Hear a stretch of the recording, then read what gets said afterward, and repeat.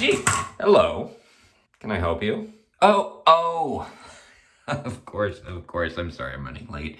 Yes, the pop-up thing. I look like the Joker. I'm sorry, you see this. Yes. So I'm going to my very first Gencon pop-up today. I am getting dressed right now. That's not good.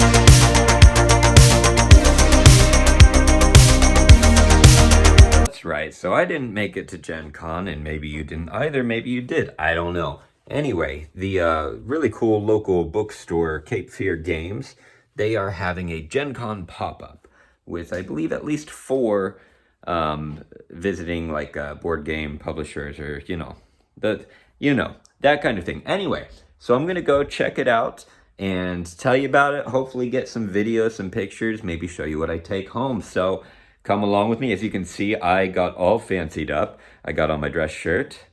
I even got on my special dress shorts, and I even cleaned them up. Look at that. I got my dress shoes on. We are all fancied up. I'll see you there. So it's about a 2-hour drive for me to get to the nearest local games store from where I am, Cape Fear Games. And cool thing, I actually found it. Just a buddy and I were gymnastics coaches, and we went to a gym down in Wilmington, North Carolina, to pick up some gym equipment for our own, or really for his. And while there, I just decided to do a Google search for board game stores. I didn't know there was such a thing. And this was just a year and a half ago, maybe. And I found this Cape Fear Games place, and I was like, let's just check it out. And oh my goodness, I went in, and it was just like the coolest thing ever. So I'm glad to share it with you. All right, well, 2 hours later, and we are here. We are in Wilmington, heading into Cape Fear Games, and hopefully be able to get some pictures or video of some of the games here. See you in a minute.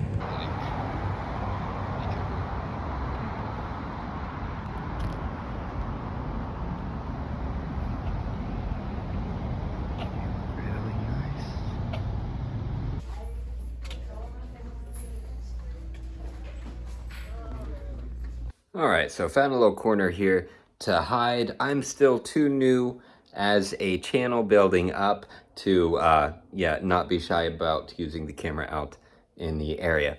Maybe after, a year from now, hard work, I'll do that. But anyway, all right, so yeah, they've got it set up real nice, 4 or 5 tables, and there's a gaming group at each of those tables, each doing a different featured game. I think there are 6 games and 5 tables.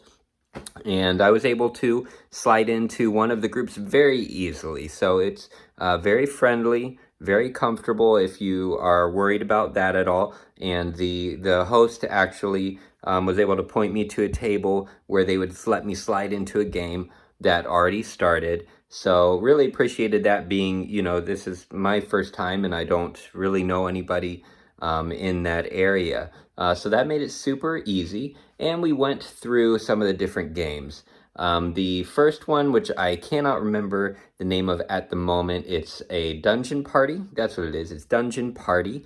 And I'm sorry, I don't have a picture of that to put up here, but a dungeon party, and you're basically flicking quarters and hoping for it to bounce and take out a villain. So that was our first game to go through. The next one, I'll put a picture up here, is going to be, hold on. There we go. Right there is going to be Gravwell, which I thought was actually the coolest, except I'll talk about, and went to lunch and came back in the middle of another game, which was called Bayou Bash. They were playing, and they weren't able to add me in the middle, which I didn't expect. So I just watched this one, but the players were very friendly, had me roll the dice and make some decisions and all that. So that was very cool. And we moved after that to Dungeon Decorator, and I think that was the favorite. It was just 4-player for that one. Staff did a wonderful job teaching us, so it's a very low stress event. If you have any social anxiety issues or things like that, since it's nice and small and intimate, it's pretty easy. So moved on to Taco Bell. We'll talk about that after, and that's it. So I'm going to go finish playing, and I will get with you after I get home.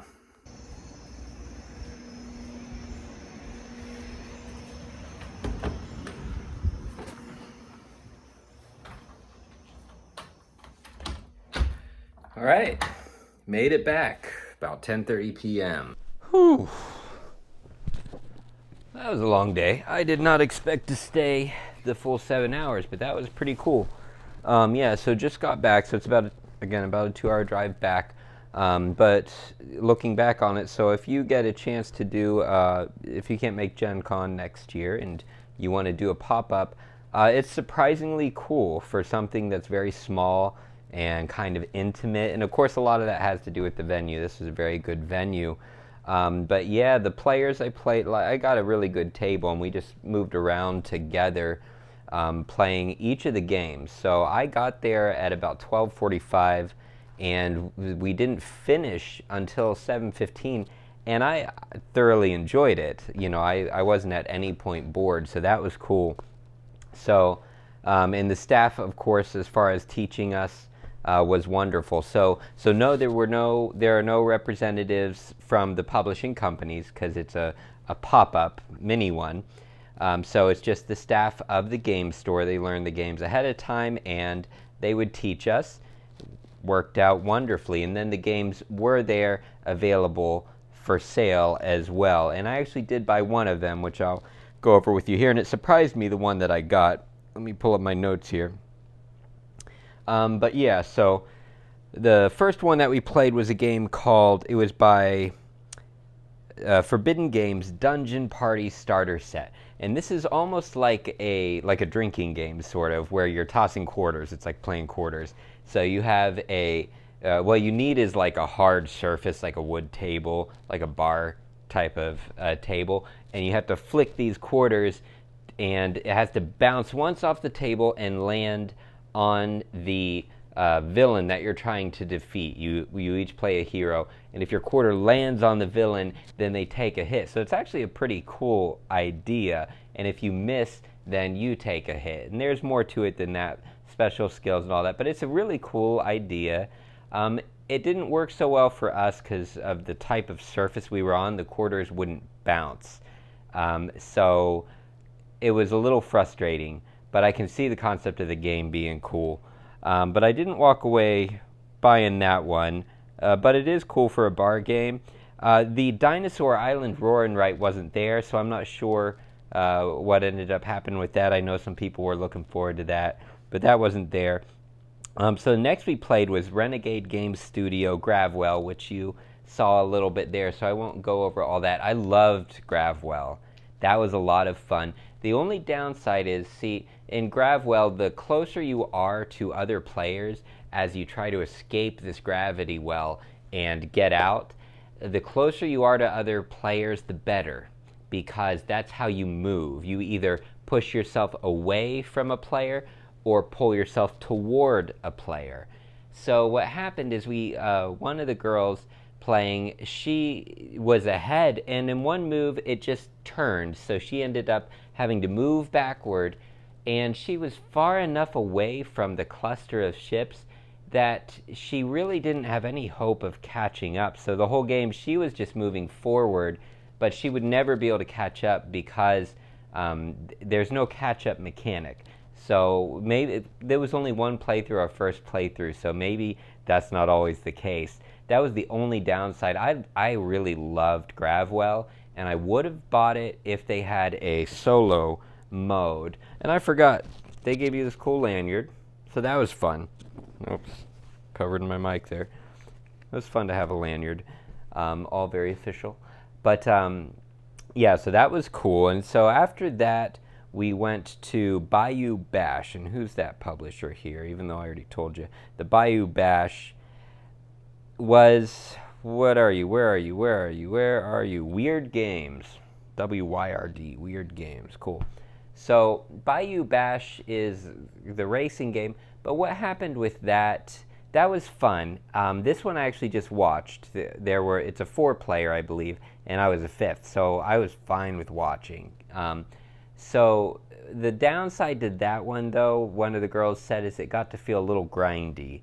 And I could see that, but it is cool. It's like Mario Kart on a board game. You get to move your characters around and knock people off the track and knock their fans off the track and place obstacles for them to run into, and you skid around all over the place. And that's all very cool. But it was long. It was a very long game. So I could see that being really cool if you liked it. I didn't care for the artwork, and that's a style thing. So I didn't actually play that one, but just watching it was fun to watch. Not enough that I necessarily wanted to play it myself or buy it. But after that, we went over to probably the one that we did best on. This is Forbidden Games Dungeon. Oh, no, I did that one. It's the other dungeon. Slugfest Games, Dungeon Decorators. I'm not into dungeon games. I'm not into dungeon art. But this was pretty cool because you are constructing your own dungeon. So you're collecting dungeon tiles, placing them to create like a dungeon. But it doesn't get gruesome or anything. It's just hallways and rooms and decorations you hang on the wall. But there is some player interaction as far as deciding who goes first and who gets what tiles first, and somebody takes the tile you want. So that was a really well-designed game, probably the biggest hit among us. The bar game with the quarters could have been a big hit. We just didn't have the right surface for it. So that's important to know for that game. You need to have a surface that quarters bounce off of. But anyway, with the Dungeon Decorator, yeah, that was a great time. I would have bought that if it was a different theme and different art. Some people will love it. It's great art. It's a great theme. It's just not my kind of thing. But that was a really fun time doing that. And then we didn't get to play the Disney, Disney's Food Party. We didn't get to that one. But we did play Taco Bell. And I can't believe I played a Taco Bell game. This is by Ravensburger. But, even though it's a Taco Bell game and it makes you very hungry wanting to play it, that's smart marketing. You play the game and you want to go get Taco Bell. So, very smart marketing. But here's the thing. This was not the best of the games. The Dungeon Decorator was probably the best. Gravwell could have been with a catch-up mechanic. But Taco Bell is super easy to pick up. This is a family game. You know, I imagine you could have kids play this or people that just aren't gamers, and you can whip it out and play it. I would say it has about a 15-minute life. After 15 minutes, the game needs to end.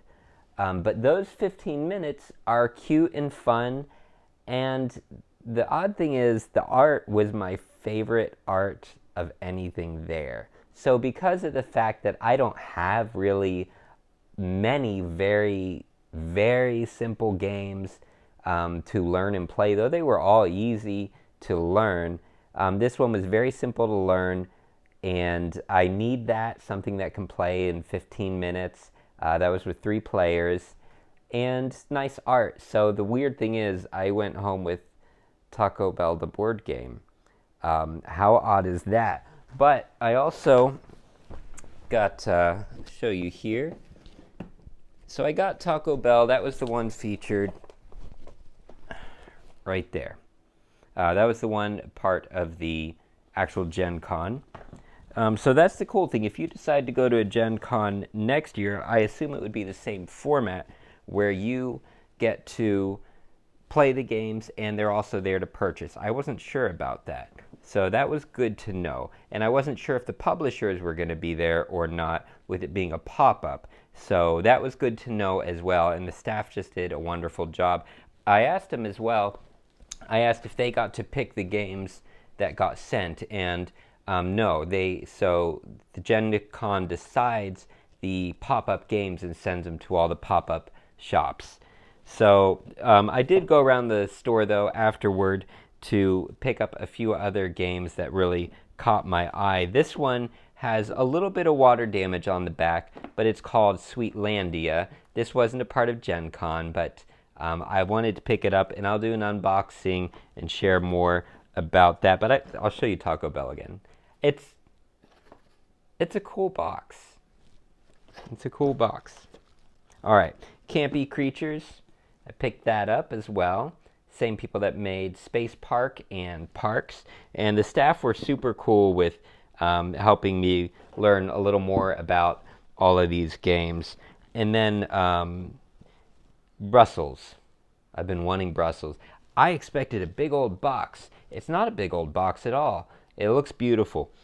So I walked home with those and very happy about that. Don't have anything else to say. If you have any questions about the Gencon pop-up, please let me know. If this gave you information you were interested in hearing about, please hit that like button, boop that like button, so that I know this is the kind of thing you want to see. Thank you so much for hanging out with me, and I will see you in the next video. I really hope to see you again. You take care.